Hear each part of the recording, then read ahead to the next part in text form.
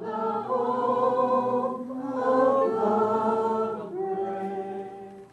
we are going to present some of the great speeches from American history. These are speeches that deal with the issues that we find most important, the issues of liberty, of freedom. We welcome Norm Dowd as John Hancock. Norm? Men, brethren, fathers, and fellow countrymen, the attentive gravity, the venerable appearance of this crowded audience, the dignity which I behold in the countenances of so many in this great assembly, the solemnity of the occasion on which we have met together, joined to a consideration of the part that I am to play in this important business of the day, fill me with an awe hitherto unknown. But I forbear. Come reluctantly to the transactions of that dismal night, when in such quick successions we felt the extremes of grief, astonishment, and rage, when heaven, in anger, for a dreadful moment suffered hell to take the reins, when Satan with his chosen band opened the sluices of New England's blood and sacrilegiously polluted our land with the dead bodies of our guiltless sons. Let this sad tale of death never be told in a tear. Please help me welcome to the stage Troy Brown, speaking as Frederick Douglass.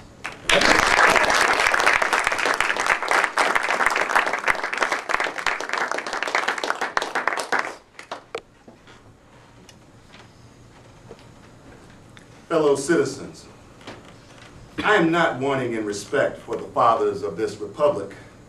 The signers of the Declaration of Independence were brave men. They were great men, too great enough to give frame to a great age.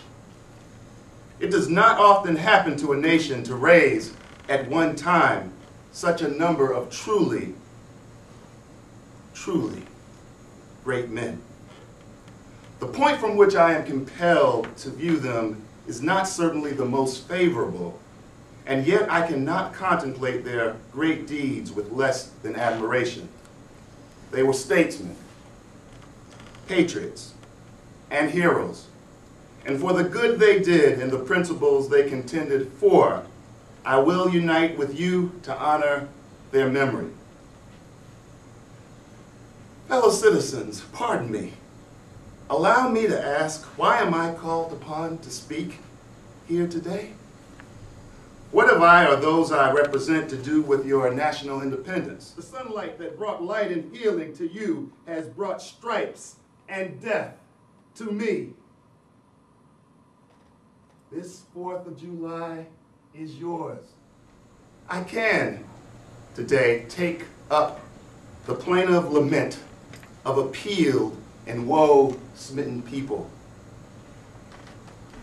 Fellow citizens, above your national tumultuous joy, I hear the mournful wail of millions whose chains, heavy and grievous yesterday, are today rendered more intolerable by the jubilee shouts that reach them. Please.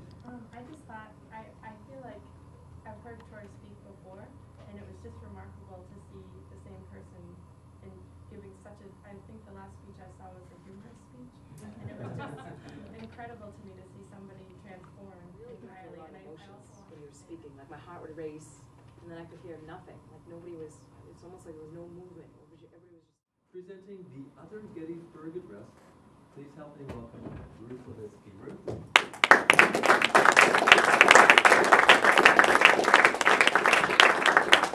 Fellow Toastmasters and guests, you will not find Edward Everett's speech in Great American Speeches. Why, God bless the Union, it is dearer to us than the blood of brave men which has been shed in its defenses.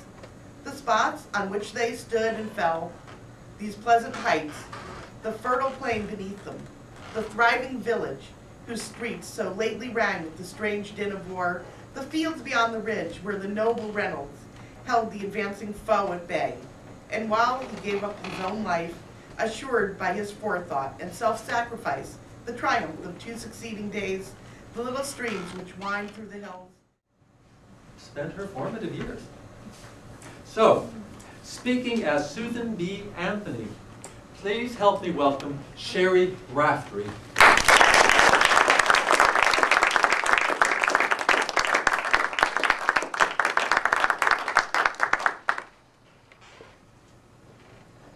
Friends and fellow citizens, I stand before you tonight under the indictment for the alleged crime of having voted the last president. The federal Constitution says, we, the people of the United States, in order to form a more perfect, it is we, the people, not we, the white male citizens, nor yet we, the male citizens, but we, the whole people, who formed the Union. And we formed it not to give blessings of liberty, but to secure them, not to the half of ourselves and the half of our prosperity, but to the whole people, women as well as men. And it is a downright mockery to talk to women of their enjoyment of the blessings of liberty while they are denied the use of the only means of securing them provided by this Democratic Republican government, the ballot. Please help me welcome Bruce Pine as he recites, mostly from memory, the Longfellow poem, Paul Revere's Ride. Bruce?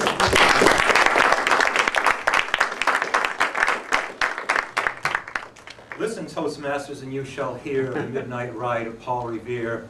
On the 18th of April in '75, there's not a man now who's still alive who remembers that famous day and year.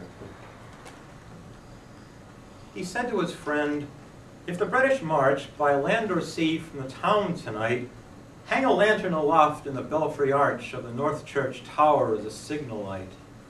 One if by land and two if by sea, and I on the opposite shore will be, ready to ride and spread the alarm to every Middlesex village and farm for the country folk to be up and born on the light wind of the past, through all our history to the last, in the hour of darkness and time of need, the people will waken and listen to hear the hurrying hoofbeats of that steed and the midnight message, Paul Revere."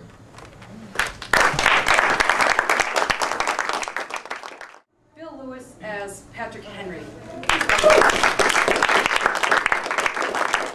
Gentlemen may cry, peace, peace. But there is no peace. The war has already begun. Why stand we here idle?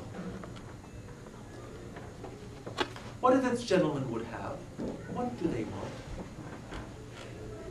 Is peace so sweet and life so dear as to be purchased at the price of chains and slavery? Forbid it, Almighty God! I know not what course others may take, but as for me, give me liberty, or give me death. Link arms, and now let us bow. Thank you.